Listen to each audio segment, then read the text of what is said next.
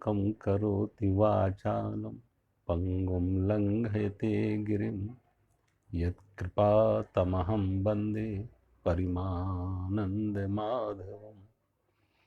गुरुर्ब्रह्मा गुरुर्विष्णु गुरुर्देवो महेश्वरा गुरु साक्षात् परम ब्रह्म तस्मै श्री गुरुवे नमः।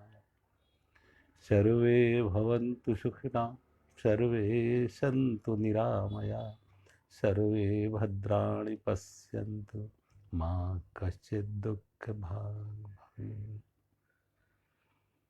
कर्पूरगौरं करुणावतारं संसारसारं भुजगेन्द्रहारं सदा वसन्तं हृदयारविन्दे भवं भवानी सहितं नमामि।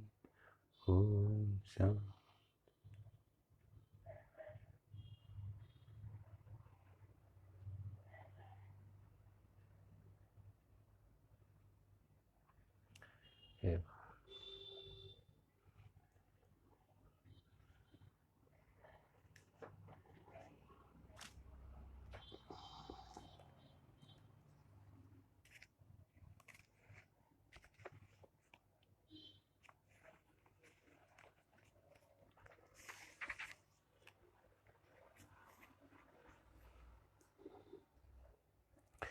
अध्याय 10 श्लोक नंबर 16।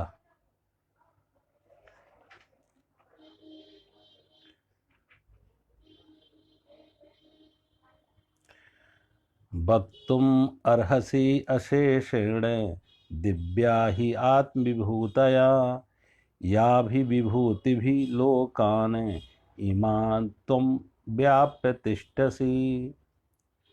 इसलिए हे भगवान, आप उन अपनी दिव्य विभूतियों को संपूर्णता से कहने में समर्थ हैं जिन विभूतियों के द्वारा आप इन सब लोकों को व्याप्त करके स्थित हैं।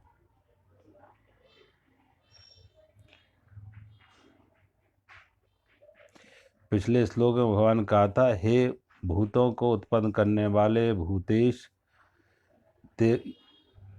भूत भावन, हे भूतों के ईश्वर, हे देवों के देव, हे जगत के स्वामी, हे पुरुषोत्तम, आप स्वयं ही अपने से अपने को जानते हैं।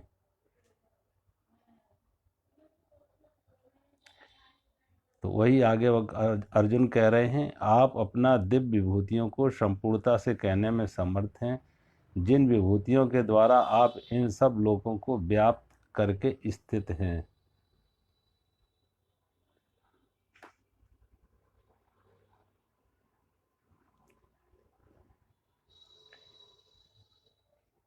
तो पहली बात तो भगवान जो पिछले श्लोक में कही कि आप ही अपने को जानते हैं।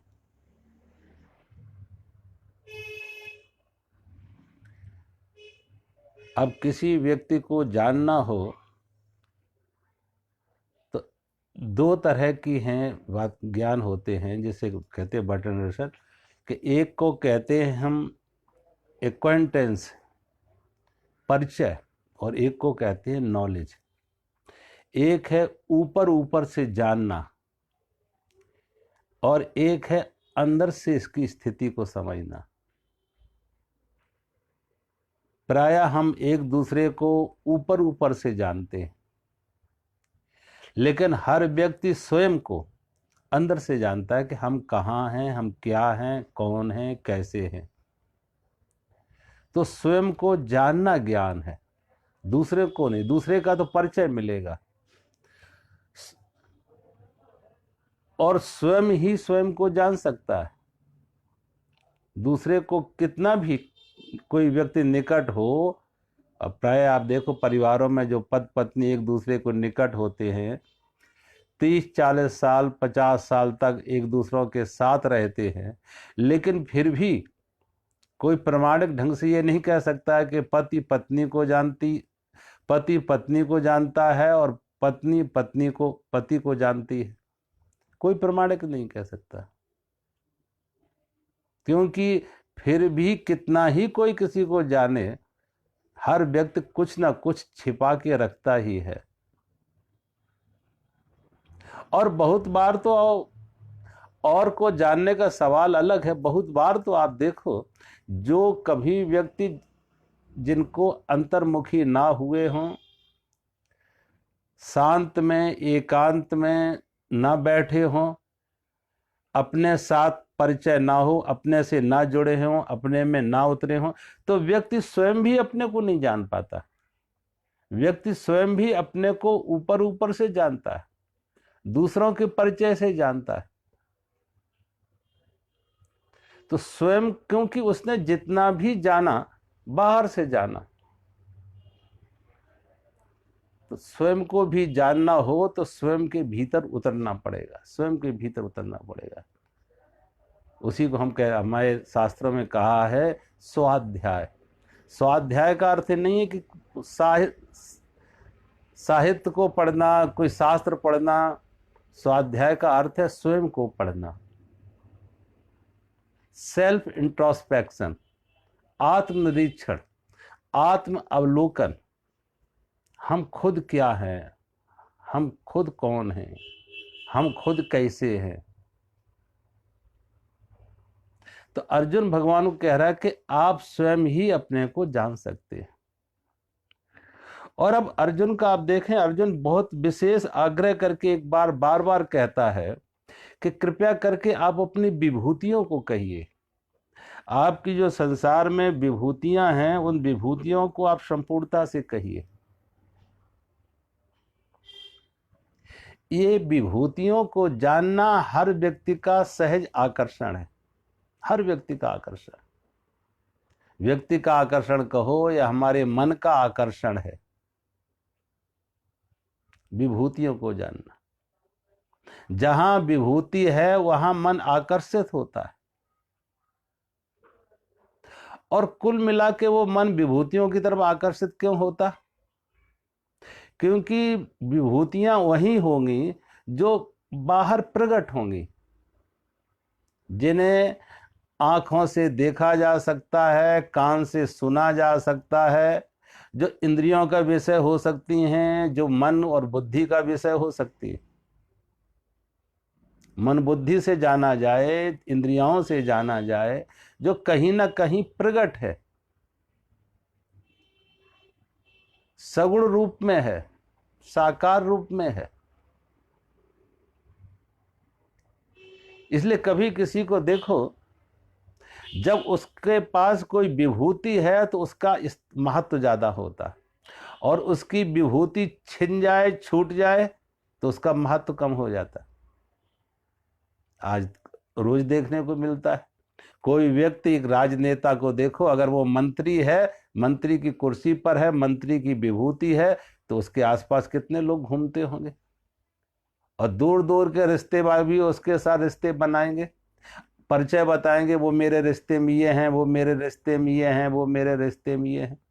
वो रिश्ता व्यक्ति से नहीं बता रहे, उसकी विभूति के कारण से, कि वो कोई बड़ा मिनिस्टर है, वो कोई मुख्यमंत्री है, वो कोई प्रधानमंत्री है, वो कोई राष्ट्रपति है, या कोई बड़ा अधिकारी है,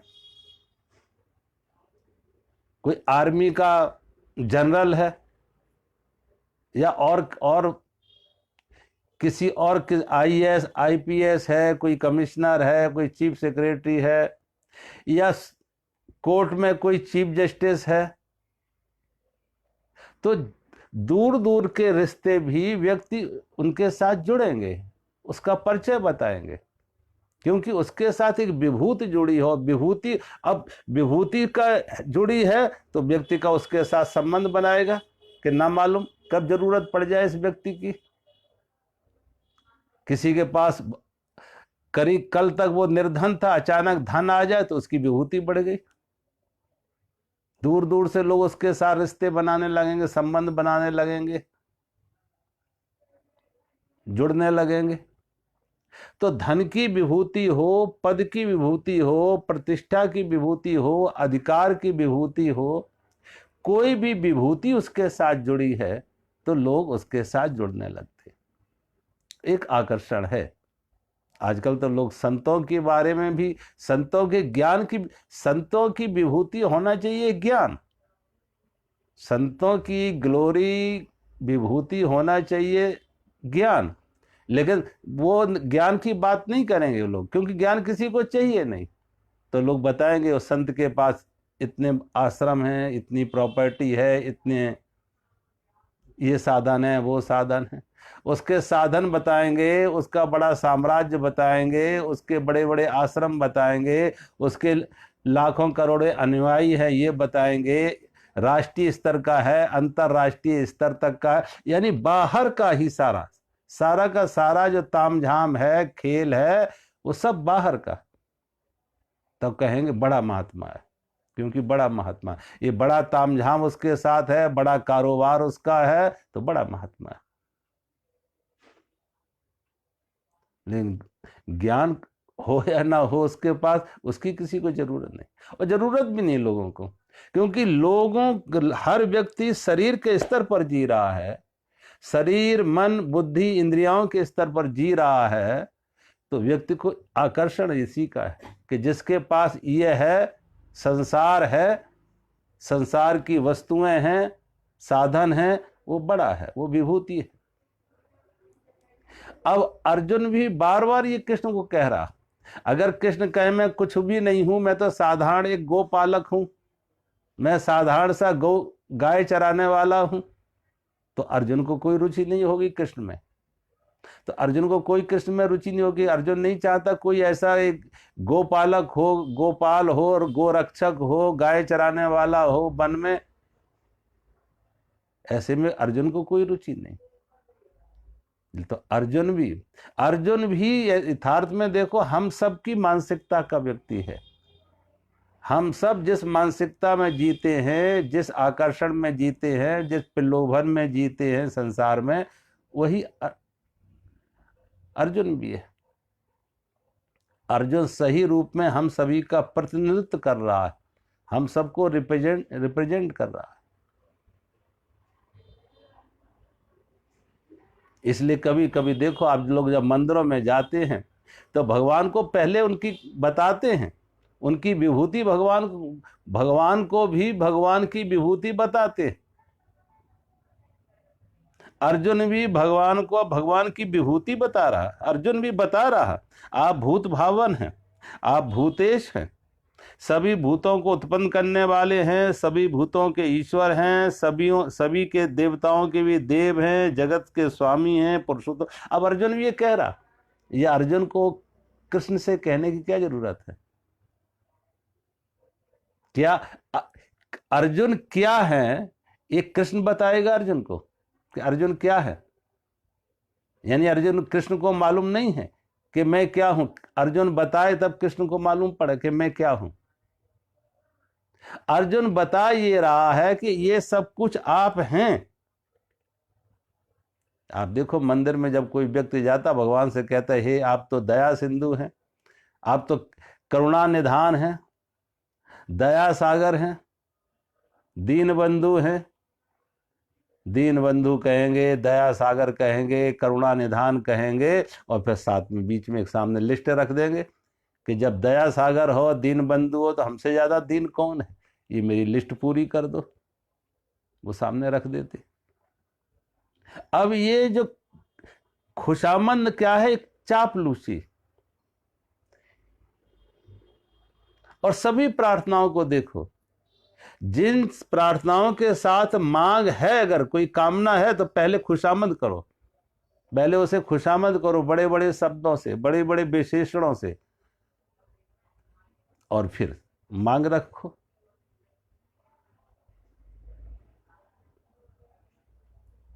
अब व्यक्ति किसी सामान्य में रुचि नहीं है, विशेष चाहिए, विशेषण चाहिए, कोई विशेषता चाहिए। यह इसलिए हर व्यक्ति को देखो अपनी विशेषताएं बताएगा, अपनी दुर्बलताएं कोई नहीं बताएगा। किसी व्यक्ति के पास आप बैठो, कोई अपनी दुर्बलताएं नहीं बताएगा, अपनी विशेषताएं बताएगा।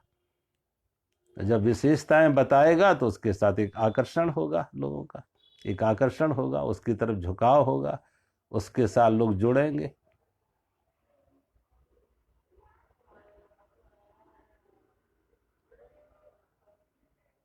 कभी लोगों को देखो जिनके विशेषण हट भी गए हैं, विशेषण जिनके जिनके विशेष अधिकार थे, वो विशेष अधिकार, वो पद प्रतिष्ठा हट भी गए हैं, छिन भी गए हैं, तब भी लोग उसके साथ लगाएंगे। कोई एक्स एमपी लिखेगा, कोई एक्स मिनिस्टर लिखेगा, कोई एक्स आईएएस आईपीएस लिखेगा, कोई एक्स चीफ जस्टिस लिखेगा, एक्स प्राइम मिनिस्टर लिखेगा, एक्स प्रेसिडेंट लिखेगा। ये क्यों लिखा जा रहा? ये इसीलिए लिख रहा है कि हम कहीं कभी वहां थे, उस जगह पर थे, उस महत्व के थे, उतना महत्व हमारा था। कोई त्याग कर देता है तो त्याग का महत्व कर बताता है। मैंने लाखों करोड़ों त्याग दिए, यानी लाखों करोड़ों का स्वामी था, लाखों करोड़ों का स्वामी था, मालिक था, तो लाखों करोड़ों त्याग दिए, तो उसकी भी चर्चा, क्योंकि बता सके कि लाखों करोड़ों के हम मालिक रहे।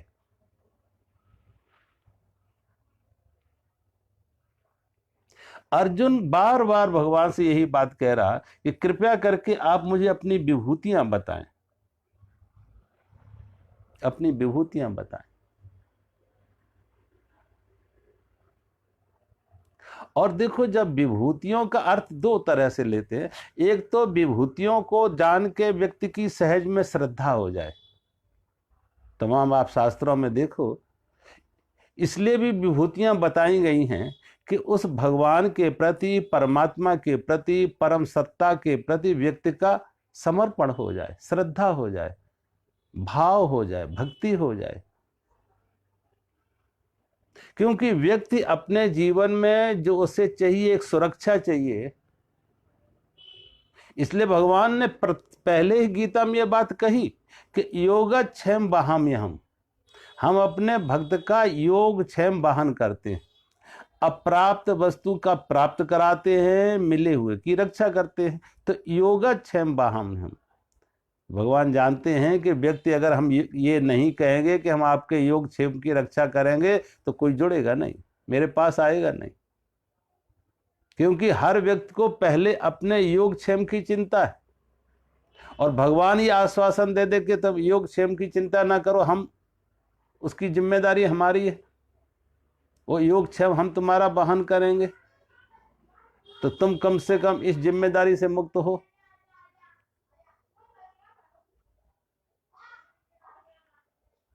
इसलिए भगवान के प्रति कि हम भगवान योगक्षेम वाहन करेंगे, व्यक्ति कहीं संसार से हटे। संसार से भी क्यों जुड़ा है? संसार से भी जुड़ा है योगक्षेम के लिए। संसार से जुड़ा है कि उसकी मान्यता है संसार में सुख है, संसार से तृप्ति मिलेगी, संसार से सुख मिलेगा। तो संसार से सुख मिलेगा, इसलिए संसार की तरफ दौड़ रहा है। अगर कोई और मुख्य रूप से चाहिए उसको तृप्ति। भूखा आदमी है तो भोजन चाहिए, प्यासा आदमी है तो पानी चाहिए। अब प्यासे आदमी को पानी चाहिए, भूखे आदमी को भोजन चाहिए, और कोई अगर ये आश्वासन दे दे कि हम तुम्हें भोजन की व्यवस्था देंगे, पानी की व्यवस्था देंगे, तुम्हारी जो जरूरतें हैं उन्हें हम देंगे, तो स्वाभाविक है उसका जो दौड़ थी जिस दिशा में, वो दौड़ रुकेगी। इसलिए भगवान कहते हैं तुम जिस तरफ दौड़ रहे हो, वहां तुम्हें सच में यथार्थ में तुम्हारी प्यास नहीं बुझेगी, भूख भी ना मिटेगी। लेकिन भगवान कह रहे वहां से हटो, रुको, मैं सही जो जल का स्रोत है, जो सही अर्थ में जल का स्रोत है, वहां पहुंचाएंगे। सही रूप में जो जहां तुम्हारी भूख मिटेगी, वो वहां पहुंचाएंगे। क्योंकि भगवान ने जब कहा योगक्षेम को वाहन करेंगे, तो योगक्षेम का अर्थ ये नहीं कि कोई धन दे देंगे, पद दे देंगे, कोई प्रतिष्ठा दे देंगे, ये नहीं। योगक्षेम का अर्थ है कि तुम्हें अपने स्वयं से युक्त कर देंगे, तुम्हारी आत्मा से ही युक्त कर देंगे, जोड़ देंगे, आत्मा से ही जोड़ देंगे, और वहीं पे आत्म तृप्ति मिलेगी, वहीं वो प्यास बुझेगी। वही असल जल है, वही असल भोजन है। भूखे आदमी को कितने ही तुम प्रवचन दो, उसकी भूख मिटने वाली नहीं है जब तक भोजन उसको ना किया जाए। पानी प्यासे आदमी को कितना ही जल के ऊपर उसे तुम उपदेश दो, H2O के फार्मूले कितना ही रटा दो उसे, लेकिन उसकी प्यास नहीं बुझेगी। जब तक पानी ना मिले प्यास ना बुझेगी, जब तक उसका भोजन ना मिले भूख ना मिटेगी। भोजन की चर्चा सुनने से, प्यास का के प्रवचन सुनने से उसका प्यास नहीं बुझेगी। पानी की चर्चा सुनने से, पानी पर प्रवचन सुनने से। इसलिए जब भगवान इस यहां पर भी भगवान जब कहते कि भगवान के प्रति, भगवान ने मतलब सब कुछ करने वाले हैं, भूत भावन हैं, भूतेश हैं, देव देव हैं, जगत पति हैं, पुरुषोत्तम हैं। यानी अर्जुन शाश्वत हो जाए, अर्जुन पूरी तरह से आश्वस्त हो जाए कि कोई असुरक्षा नहीं है, कोई भय नहीं है। संसार को छोड़ भी रहे हैं तब भी संसार को छोड़ने में भी असुरक्षित नहीं है। तो भगवान कैसे भी अर्जुन का जो तादात्म्य है बाहर दुनिया का, संसार के साथ, व्यक्ति वस्तु का, उस तादात्म्य से कैसे भी हटे थोड़ा। तो यहां पे बार बार भगवान अर्जुन कह रहा अपनी दिव्य विभूतियों को संपूर्णता से कहने में आप ही समर्थ हैं। क्योंकि अर्जुन चाहता है कि फर्स्ट हैंड नॉलेज हो, किसी और से ना सुने। और व्यक्ति कुछ घटा भी सकता है, बढ़ा भी सकता है। कोई बहुत उस अंधभक्त है, अंधश्रद्धा में है तो बढ़ा चढ़ा के कहेगा, और किसी के मन में द्वेष है, वैर है, ईर्ष्या है तो जरा घटा के कहेगा। किसी के बारे में देखो, किसी व्यक्ति से किसी और के बारे में पूछो तो अगर राग और द्वेष कुछ है, राग है तो बढ़ा के कहेगा और द्वेष है तो घटा के कहेगा। इसलिए अर्जुन सीधा भगवान से ही कह रहे कि आप ही कहिए, आप ही समर्थ हैं अपनी विभूतियों को बताने में, आप ही समर्थ हैं। आप ही कृपा करके कहिए कि कौन कौन सी विभूतियां आपके साथ हैं और जिन विभूतियों के द्वारा इन सब लोगों को आप व्याप्त कर रहे हैं, जिन जिन विभूतियों के द्वारा इन सब लोगों को आप व्याप्त कर रहे हैं। देखो सारी सृष्टि में जो भी है वो सब परमात्मा की विभूति है, छोटे रूप में हो या बड़े रूप में हो, सब परमात्मा। एक पानी की बूंद हो, बुलबुला हो, वो भी सागर है, और समूची सागर में जो लहरें हैं, तरंगे हैं, बड़े बड़े तूफान आ रहे हैं, वो भी सब समुद्र ही है। बड़ी बड़ी सुनामी आती है समुद्र में, बड़ी बड़ी सुनामी आती है, वो भी समुद्र का ही रूप है, वो भी सागर का ही रूप है। सुनामी भी सागर का रूप है, और पानी का बुलबुला है वो भी सागर का रूप है। लेकिन पानी के बुलबुले की चर्चा नहीं होती, जब चर्चा होगी तो सुनामी की चर्चा होगी, सुनामी की चर्चा होगी। इसलिए सारी सृष्टि में परमात्मा की विभूतियां, सारी सृष्टि, जो भी सृष्टि दिख रही है सब परमात्मा की विभूति है। एक छोटा सा घास का फूल भी, वो भी परमात्मा की विभूति है। और एक सुंदर से सुंदर कोई फूल, वो कमल का फूल हो, वो गुलाब का फूल हो, वो कोई भी कितने मूल्यवान फूल हो, वो भी परमात्मा की विभूति है।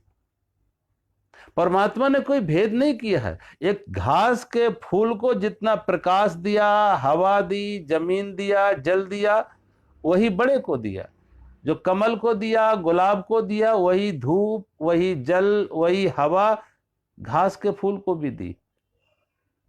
लेकिन व्यक्ति की दृष्टि छोटे घास के फूल पर नहीं है, व्यक्ति की दृष्टि कहाँ है? बड़े फूल पर, कमल के फूल पर, गुलाब के फूल पर, वहां दृष्टि है, वो विभूति दिख रही है।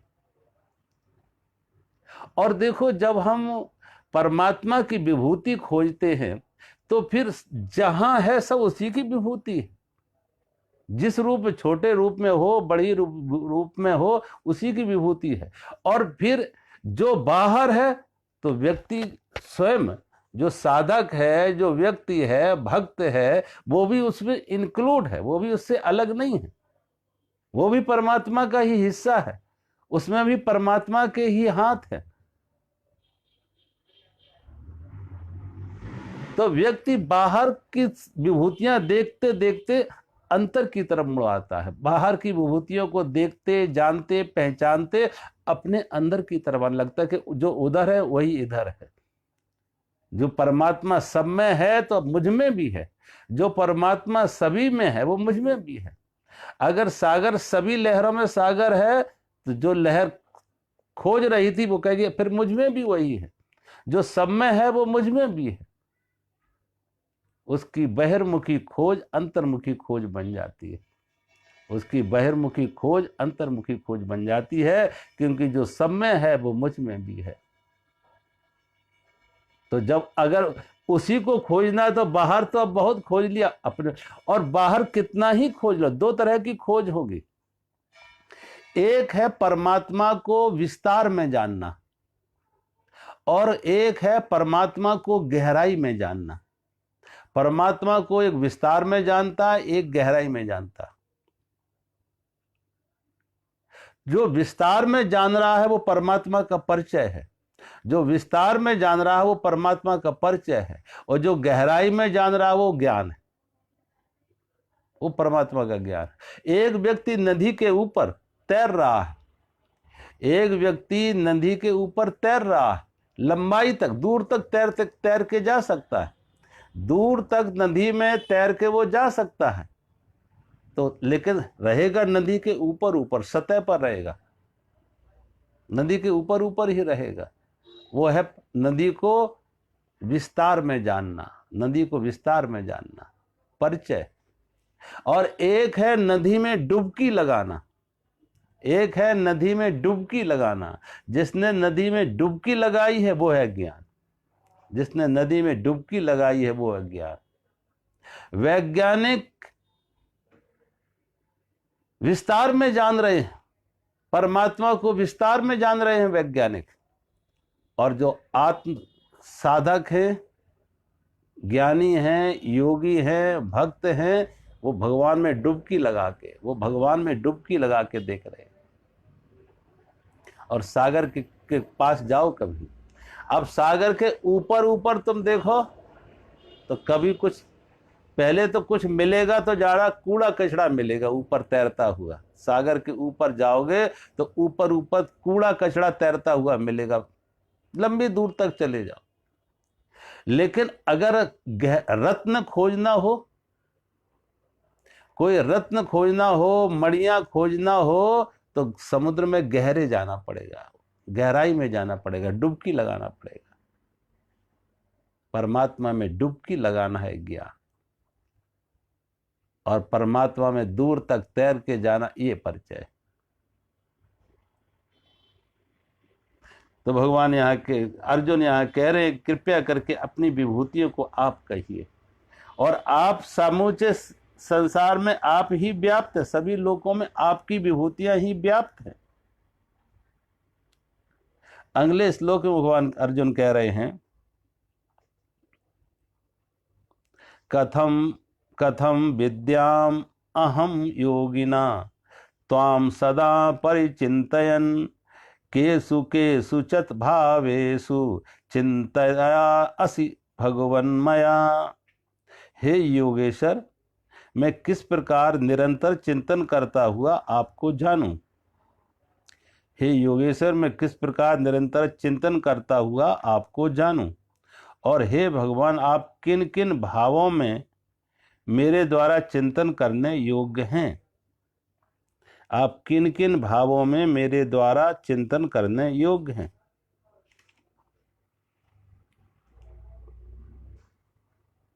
तो अर्जुन कह रहा है हे योगेश्वर, मैं किस प्रकार निरंतर चिंतन करता हुआ आपको जानूं, किस प्रकार निरंतर चिंतन करता हुआ आपको जानूं। और हे भगवान, किन किन भावों में मेरे द्वारा चिंतन करने योग्य हैं। तो मैंने वही जो क्या बात कर रहा कि जो भगवान को किस प्रकार निरंतर चिंतन करता हुआ आपको जानूं। तो भगवान को जानने के यही दो ढंग हैं कि एक तो भगवान को परिचय और एक भगवान का ज्ञान। जो नदी के तल पर, जो हम समुद्र के तल पर जो तैर रहे हैं, वो है परिचय। दूरी होगी, बहुत एक्सटेंशन होगा, विस्तार होगा, उसमें विस्तार होगा, लंबाई चौड़ाई बहुत होगी, लेकिन गहराई नहीं होगी। परमात्मा को जानना, गहराई में जाना, इंटेंसिटी में, गहराई में जानना। और गहराई में जानना है तो परमात्मा में गहराई में जानने का अर्थ है वो अपने अंदर गहराई में जाएगा, अपने अंदर गहराई में जाएगा। जो व्यक्ति अपने अंदर गहराई में जाते हैं वही परमात्मा को जान। तो किस प्रकार निरंतर चिंतन करता हुआ आपको जानूं। परमात्मा का चिंतन जिससे परमात्मा जाना जा सके वो है अपने अंदर, शब्द से नहीं, विचार से नहीं, भाषा से नहीं, मौन में, निशब्द में, निर्विचार में। जिन्होंने मौन में जाना, निशब्द में जाना, निर्विचार में जाना, उन्होंने जाना। और उन्होंने बाहर नहीं जाना, अपने अंदर जाना है। जिन्होंने अपने अंदर खोजा उन्हें मिला, जिन्होंने बाहर खोजा वो भटक गए। तो भगवान को किन किन भावों से मेरे द्वारा चिंतन करने योग्य है, किन किन भावों से मेरे द्वारा चिंतन करने योग्य है। देखो, भगवान को एक भाव के माध्यम से ही जाना जाएगा, तर्क से नहीं। इसलिए अर्जुन ये नहीं कह रहा किस तर्क से, किस विचार से, क्योंकि परमात्मा का संबंध विचार से नहीं है, तर्क से नहीं है, बुद्धि से नहीं है। परमात्मा को जानना भाव से, भाव से, भक्ति से, समर्पण। जहां भाव भक्ति होगी वहां समर्पण होगा, और जहां बुद्धि होगा, तर्क होगा, वहां संघर्ष होगा। जहां बुद्धि होगी, तर्क होगा, वहां संघर्ष होगा। और संघर्ष से व्यक्ति मैं में पहुंचता है, संघर्ष से व्यक्ति मैं में पहुंचता है, मैं तक। मैं की यात्रा संघर्ष है, मैं की यात्रा, और समर्पण है परमात्मा की यात्रा। संघर्ष करके कोई परमात्मा तक नहीं पहुंचा, संघर्ष करके मैं की ही वृद्धि हुई, मैं ही मजबूत हुआ। जो संघर्ष में पड़े हैं वो संघर्ष से व्यक्ति मैं और मजबूत हुआ। और जो तर्क से, बुद्धि से, विचार से, वो सारा का सारा संघर्ष है, बाहर की बाहर, परिचय, दौड़। लेकिन व्यक्ति जब भाव में आता, भक्ति में आता, समर्पण में आता, तो परमात्मा से, तो मैं खत्म हो जाता, परमात्मा रह जाता। तो किन किन भावों से, भाव परमात्मा से जोड़ता है और विचार, चिंतन संसार से जोड़ता है।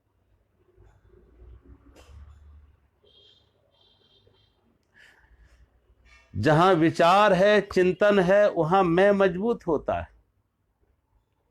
विचार कभी भी गहराई में नहीं लेके जा पाएगा, भाव गहराई में ले जाएगा। और आप देखें, जहां जैसे जैसे भाव की प्रधानता बढ़ती है, भाव प्रगाढ़ होता है, वहां शब्द खो जाते, शब्द खो जाते, मौन रह जाता, मौन छा जाता। कभी भी आप देखो, किसी माँ का बेटा कहीं अगर दूर जा रहा है और माँ अपने बेटे को विदा कर रही है, तो उस माँ के पास अब भाव है लेकिन शब्द नहीं है। माँ के पास भाव है, शब्द नहीं है। और माँ की आंखें बता रही हैं उस भाव को, जो शब्दों से ना कहा जाए वो आंखों से प्रकट हो रहा है। और कभी भाव की जब प्रगाढ़ता हो तो आंख में दो बूंद आंसू भी आ गए, तो जो आंसुओं ने जिस गहराई को प्रकट किया है, उस भाव को प्रकट किया, वो शब्दों से ना, वो शब्दों से नहीं कहा जा सकता था, वो शब्दों का विषय नहीं था, वाणी का विषय नहीं था। जहाँ भाव में प्रगाढ़ता हो, सघनता हो, गहराई हो, वहाँ शब्द छोटे पड़ जाते हैं उस भाव को प्रकट करने में, भाषा असमर्थ हो जाती है उस भाव को प्रकट करने में।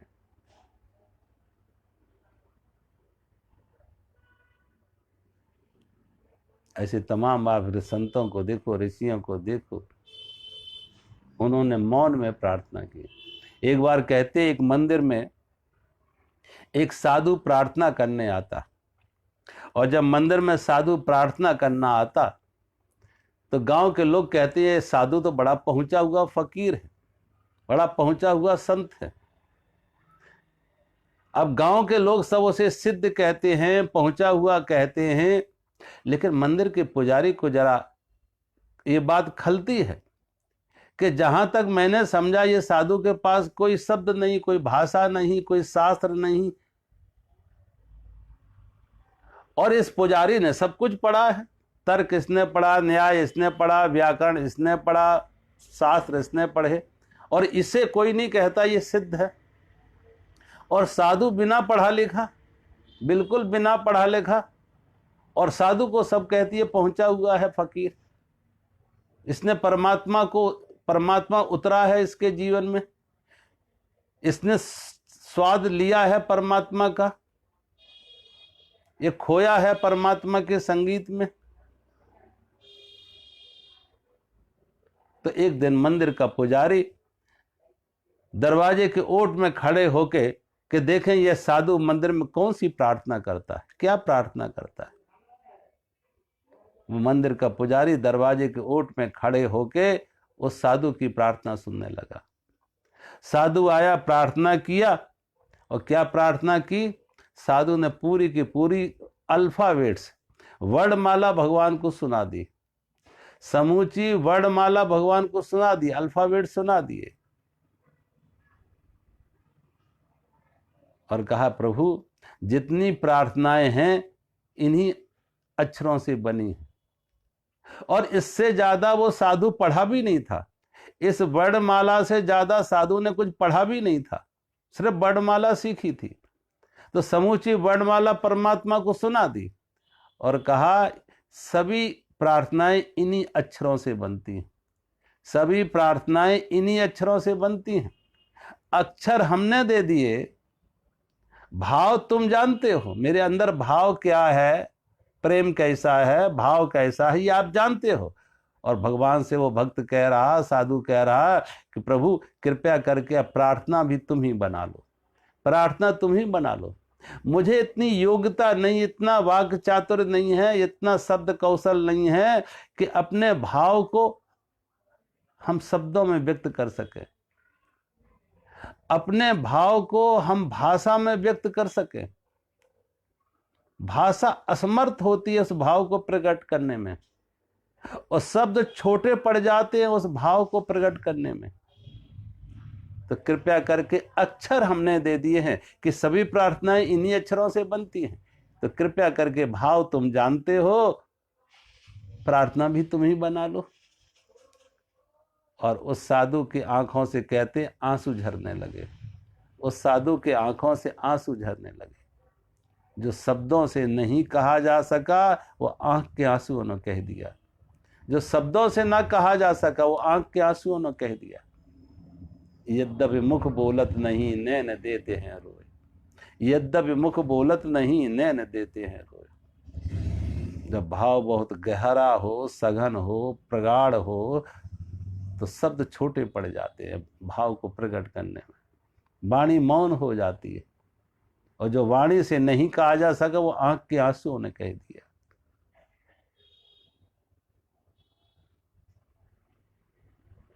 तो अर्जुन भगवान से कह रहे हैं कि कृपया करके किन किन भावों द्वारा आप मेरे द्वारा चिंतन करने योग्य हैं, परमात्मा का चिंतन किन किन भावों से किया जाए। और मैं तो कहते किन किन भावों से नहीं, कोई एक भाव भी, कोई एक भाव, एक ही भाव में सारे भाव आ गए। किसी भी तरह का भाव जब परमात्मा के प्रति आ जाए, किसी भी तरह से, तो आप देखना जब भाव प्रगाढ़ होता है तो आदमी की वाणी मौन हो जाती है, शब्द खो जाते हैं। और आंखें नम हो जाती, आंखें नम हो जाती। कभी कभी जब, इसलिए कहते हैं कि व्यक्ति थोड़ा अपने जीवन पे थोड़ा दृष्टिपात करे, अपने ही जीवन पे दृष्टिपात करे कि आज हम जहां हैं, जिस जगह हैं, जो धन मान सुख सुविधा पद प्रतिष्ठा जो भी पाया है, जो भी पाया है, सोचो अपने बारे में, ये सब मेरा पुरुषार्थ है, योग्यता है, या उसकी कृपा है? तो बहुत बार अगर सही अर्थ में हमने सही सही आत्म निरीक्षण किया है, तो बहुत बार यही पाओगे इसमें हमारी कहीं कोई योग्यता नहीं थी, हमारा कोई अपना निर्णय नहीं था, हमारी कोई पात्रता नहीं थी, कोई योग्यता नहीं थी। ये सब उसकी कृपा, ये सब उसकी कृपा है। और जिस परमात्मा ने आज तक कृपा की है, अभी तक कृपा की है, कि आगे वो हाथ छोड़ देगा, कि अब आगे अपनी कृपा से वो वंचित कर देगा? वो तो बरस रहा है, हम ही, हमारा ही पात्र छोटा हो, या हम अपने नासमझी से, अज्ञानता से अपना ही पात्र उल्टा कर दिया हो, तो खाली रह जाएंगे। परमात्मा तो बरस रहा है, उसकी तो करुणा, उसकी तो कृपा अपार है। सिर्फ व्यक्ति आत्म अनुसंधान करे, आत्म निरीक्षण करे, थोड़ा सोचे अपने बारे में। इसी कहते स्वाध्याय, आत्म निरीक्षण, आत्म अवलोकन, कि आज हम जहां हैं ये क्या है, किसकी कृपा है, कौन लेके आया, किसने पहुंचाया। तो अर्जुन भगवान को यही कह रहे कि किस प्रकार से मैं अपने को, किन किन भावों से मैं किस प्रकार निरंतर आपका चिंतन करता हुआ आपको जानूं, और हे भगवान किन किन भावों से मेरे द्वारा चिंतन करने योग्य है। अगले श्लोक में अर्जुन कह रहे हैं,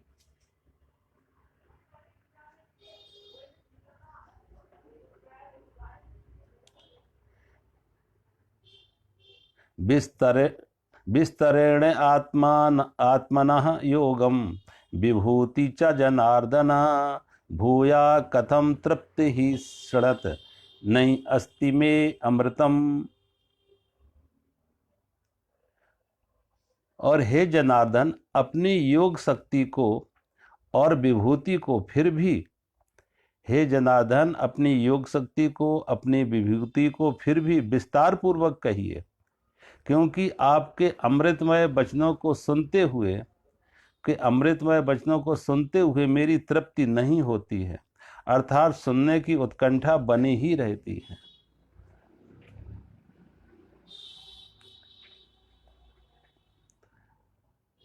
अर्जुन भगवान से कह रहे हैं, कृपया करके हे जनार्दन, अपनी योग शक्ति को और विभूतियों को फिर भी विस्तार पूर्वक कहिए, विस्तार पूर्वक कहिए।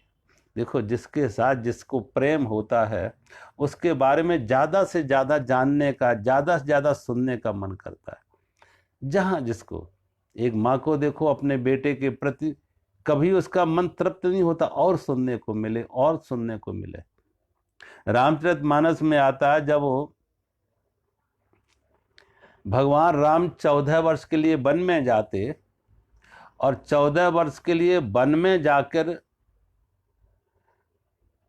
भगवान राम लक्ष्मण ऋषि वाल्मीकि से मिले, और जब ऋषि वाल्मीकि से मिले तो ऋषि वाल्मीकि से जाके कहा, एक निवेदन किया कि मैं 14 वर्ष के लिए वन में आया हुआ हूँ, कृपया करके आप मुझे कोई जगह बताएं जहां मैं रह सकूं, जहां मैं सुखपूर्वक सुरक्षा से जहां रह सकूं। आप कोई मुझे सलाह दें, बताएं कि मैं इस वन में, इस जंगल में कहाँ रहूं। जब ये प्रश्न किया ऋषि वाल्मीकि से भगवान राम ने, तो ऋषि वाल्मीकि ने पहला ही प्रश्न ये किया कि राम, रहने की जगह तो मैं बताएंगे, राम आपको रहने की जगह में बताएंगे, लेकिन कृपया करके पहले मुझे आप ये बता दो, आप हो कहाँ नहीं, आप हैं कहाँ नहीं, आपका अभाव कहाँ है।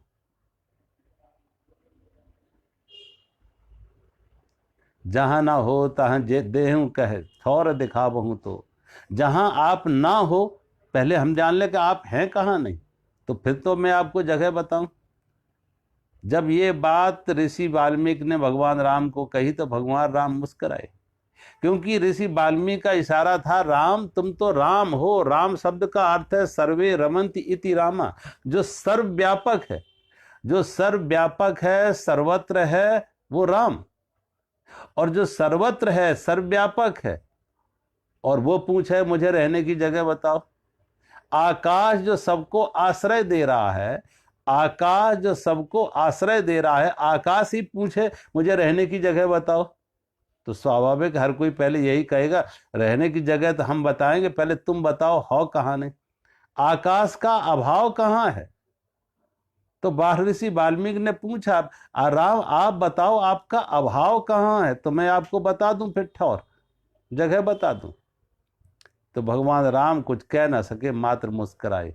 और जब मात्र मुस्कुराए तो ऋषि वाल्मीकि ने कहा, आपके मुस्कुराने में ही मुझे उत्तर मिल गया, आपके मुस्कुराने में ही मुझे उत्तर मिल गया। तो फिर ऋषि वाल्मीकि ने भगवान को रहने की जगह बताई, और रहने की जब जगह बताई तो पहली जगह बताई क्या, का ऐसे भक्तों के हृदय में बसो।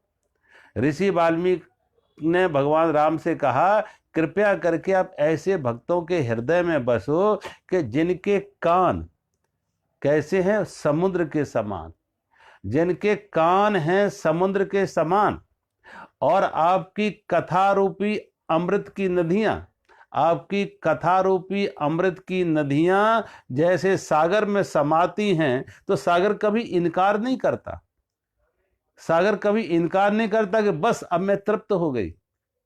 जितना भी चाहे, जितनी भी नदियां, सारी दुनिया की नदियां सागर में जाके मिलती हैं, सागर इनकार नहीं करता। ऐसे ही आपकी कथा रूपी अमृत की नदियां जिनके कानों में जाएं, लेकिन कान सदा अतृप्त बने रहें, कभी तृप्त ना हो, कभी उनको यह ना कहने पर बस अब मैं तृप्त हो गए, अब नहीं चाहिए, सदा अतृप्त रहे। जिनके श्रवण समुद्र समाना, जिनके श्रवण समुद्र समाना, ओ कथा तुम्हारे अमीय सर नाना, भरहि निरंतर होए न पूरे, भरहि निरंतर होए न पूरे, तिनके ही तुमको ग्रह रूरे। भरहि निरंतर होए न पूरे, जो निरंतर भर रहे हैं, निरंतर नदियां सामक सागर में जाके मिल रही हैं, लेकिन कभी पूरे नहीं, तृप्त नहीं हो रहा सर, सागर कभी तृप्त नहीं हो रहा, जितना भी है आए और आए। ऐसे ही जिनके कान भगवान के गुणगान सुन के, परमात्मा की चर्चा सुन के, कथा सत्संग सुन के, जिनके मन कभी भी तृप्त ना हो, अतृप्त ही बने रहे। तो भगवान अर्जुन कह रहे, प्रभु आपकी अर्जुन कह रहे, प्रभु आपकी दिव्य शक्तियां, विभूति, आपकी योग शक्ति और विभूति विस्तार पूर्वक कही, क्योंकि अमृत वचनों को सुनते हुए मेरी तृप्ति नहीं होती है। जितना सुनने को मिलता हो और सुनने को मिले, और सुनने को मिले। जो सदा परमात्मा के लिए सदा अतृप्त रहे, भक्त का अर्थ ही यही है। भक्त का अर्थ है जो सदा परमात्मा के लिए अतृप्त रहे।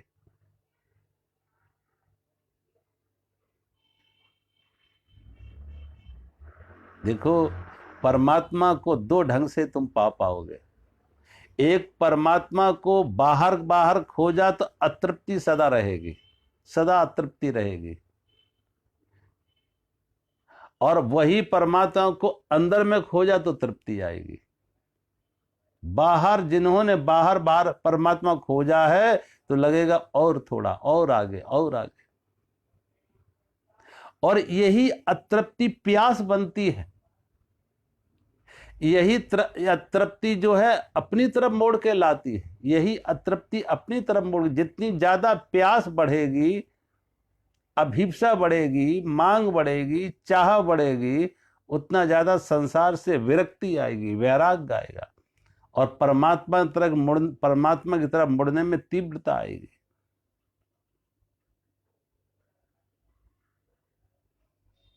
अर्जुन को अभी बाहर की प्यास है। अर्जुन भगवान का सत्संग, भगवान का रूप, भगवान का सौंदर्य, भगवान का महत्व सुन के बाहर बाहर से उससे उसको एक अतृप्ति और बढ़ रही, और अतृप्ति बढ़ रही। लेकिन यही अतृप्ति उसके लिए मंगलकारी होगी, कल्याणकारी होगी, कि यही अतृप्ति उसको अपनी तरफ मोड़ के लाएगी, अंतर्मुखी करेगी यही अतृप्ति।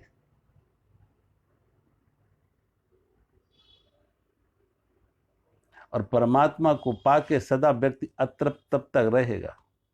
इसलिए आप भक्तों के लिए देखो, भक्तों के जीवन में प्राय जो भी है भक्तों के जीवन में प्राय तुम्हें मिलेगा कि वियोग के आंसू। वो परमात्मा को कहते रहेंगे, प्रभु कब, कितनी दूर और रह गए, कब मिलोगे, कब दर्शन दोगे, कब कृपा करोगे, क्योंकि अभी भी उनकी प्यास बुझी नहीं है, वो अभी भी बाहर बाहर खोज रहे। और जो भी भक्त अंतर्मुखी हुए वो नाच उठे। मीरा नाच उठी, चैतन्य नाच उठे। चैतन्य रोए नहीं परमात्मा के वियोग में, मीरा रोई नहीं। मीरा के जो वियोग था वो संयोग बन गया। जो अतृप्ति थी वो तृप्ति हो गई, जो अतृप्ति थी बाहर वो तृप्ति भी बदल गई। क्योंकि जो बाहर खोजा था वो अंदर मिला तो नाच उठी, कदमों में नृत्य आ गया, वाणी में गीत आ गए। वही परमात्मा जब अंदर से जाना तो नानक की वाणी से गीत बन गया, मीरा के कदमों से नृत्य बन गया वही परमात्मा।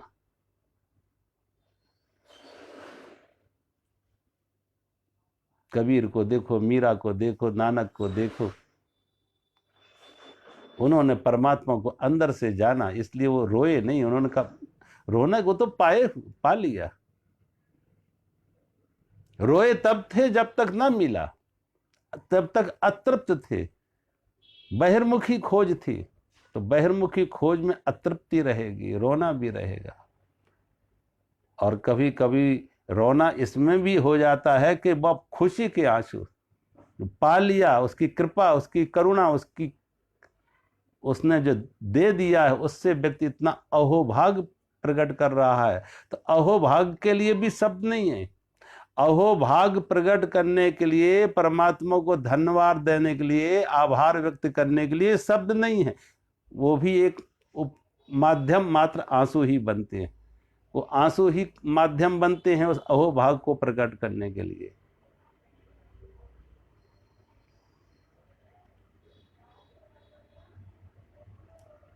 कैसे भी परमात्मा प्रारंभ में धीरे धीरे व्यक्ति प्रारंभ में परमात्मा के प्रति और ज्यादा जानने का, और ज्यादा कथा सत्संग, ये कथा सत्संग का यही अर्थ है कि आदमी कथा सत्संग में, जहां भी कथा सत्संग का अर्थ है भगवान की महिमा, भगवान का महत्व।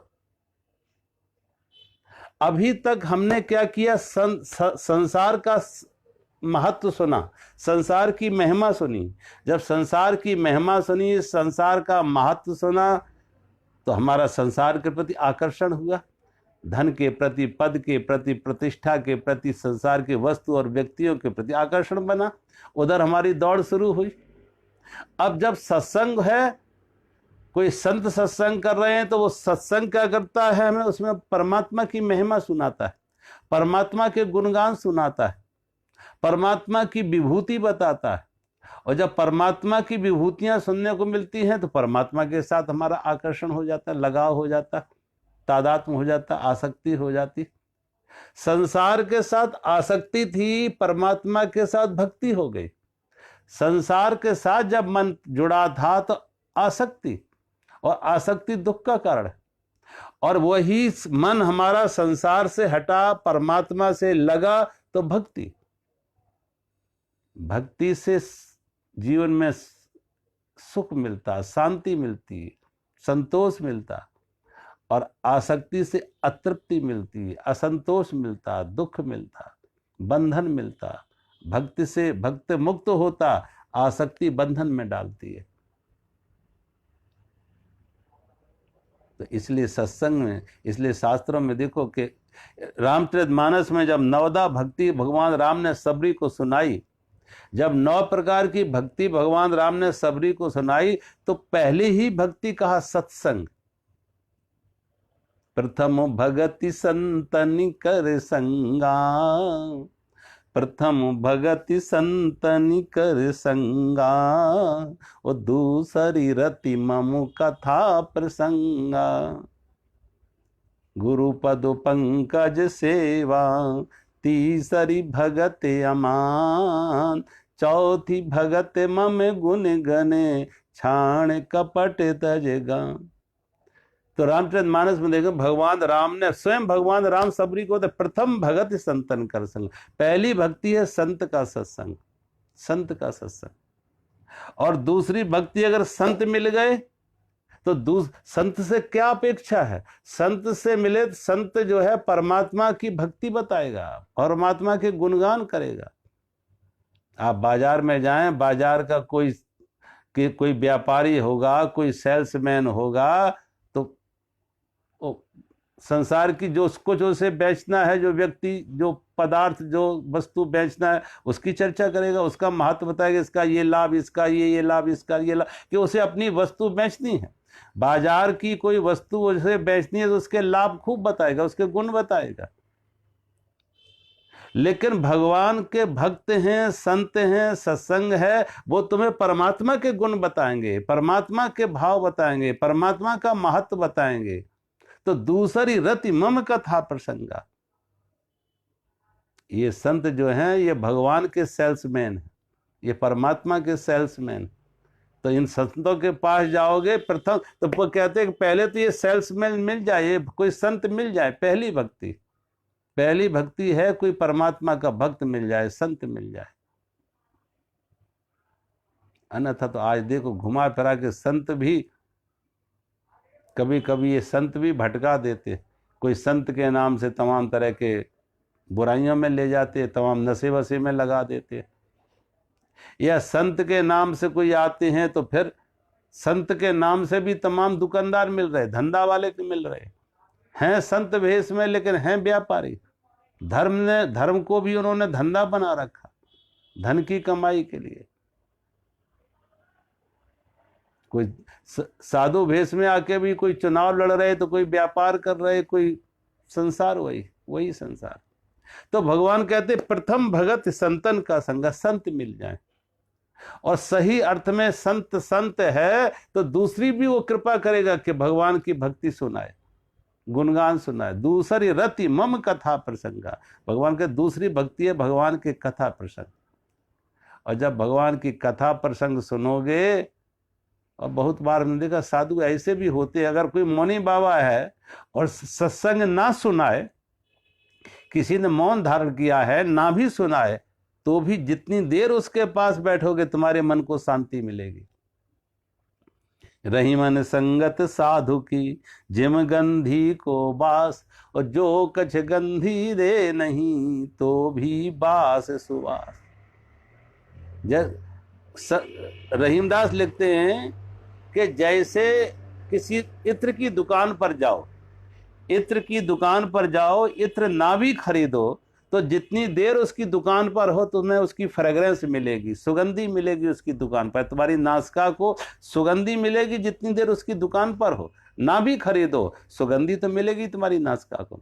ऐसे ही संत ना भी बोले, संत के पास बैठकर ही मन को शांति आएगी। रही मन संगत साधु की, जिम गंधी को बास, और जो कछ गंधी दे नहीं, तो भी बास सुवास। तुम्हारे मन को शांति मिलेगी, परमात्मा की सुगंधी मिलेगी। और अगर संत कृपा करें, कोई मौन नहीं है, तो परमात्मा दूसरे रति मम कथा प्रसंग, भगवान की कथा सत्संग। अब देखो हम भी यहाँ रात एक घंटा बोलते हैं, कितने लोग सुनते हैं उसको, कितने लोग सुनते हैं, लोग उसको अप्रिशिएट करते, अच्छा लगता है उनको। जिन्हें परमात्मा में रस है, जिन्हें परमात्मा में लगाव है, जिनके अंदर भाव है, भक्ति है, प्रेम है, वो सुनना चाहेंगे। कुछ सुनने को मिले, कुछ सुनने को मिले। क्योंकि वो सुनने को मिलने का अर्थ क्या है? उनकी भाव भक्ति का जो बीज था उसमें और जल मिल गया, खुराक मिल गई। जैसे कोई नन्हा पौधा लगाता ना, तो उसे जरूरत होती है रोज उस पर थोड़ा थोड़ा पानी पड़ता रहे, उसे पानी पड़ता रहे, खुराक मिलती रहे, जिससे वो आगे जो छोटा पौधा है वो बड़ा बीज वृक्ष बन सके, वो आगे बड़ी वृक्ष बन सके। इसलिए जो साधक हैं उन साधकों को नित्य प्रतिदिन नित्य अगर ऐसा उनको सत्संग का जल मिलता है तो उनकी भक्ति को और पोषण मिलता है, उनके भाव को पोषण मिलता है। उनकी भक्ति, उनका भाव, उनका प्रेम परमात्मा के साथ ज्यादा और प्रगाढ़ होता है। तो वही अर्जुन कह रहे हैं कि कभी यद्यप मन कभी तृप्त नहीं होता है, और तृप्त होना भी नहीं चाहिए। अगर तृप्त होने का अर्थ यही है कि तुम्हारी यात्रा रुक गई।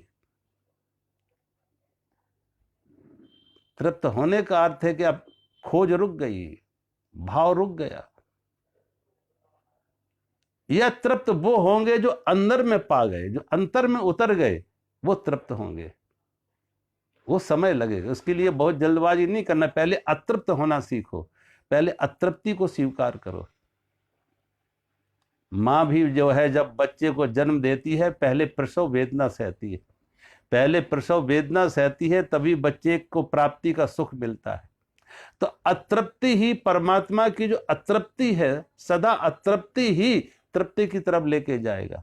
और ये अतृप्ति कथा सत्संग और सुनने को मिले, और सुनने को मिले, और सुनने को मिले, परमात्मा के गुणगान, परमात्मा की महिमा, सत्संग।